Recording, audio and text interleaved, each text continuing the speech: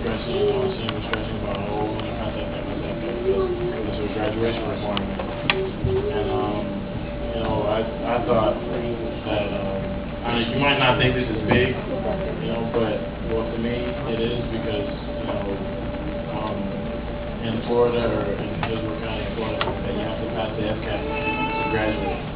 And, when I got to 10th grade, it came down to take the FCAT.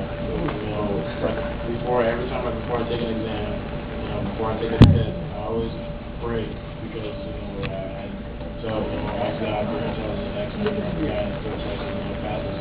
Amen. Right. So, I ask God, I'm not so sure if I'm answering the question, but I ask God to, to help me pass this test, or to help me pass this test, so I can graduate, and, so I can, I'll go on to school, knowing that, not being like, you may not know, but back in elementary school and middle school, I was a little demon child. I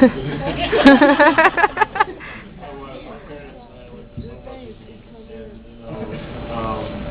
And, when I got to high school, like, it just totally changed for me, I stopped getting in trouble, and, I just thank God for that. And I passed that first time. Amen. Amen.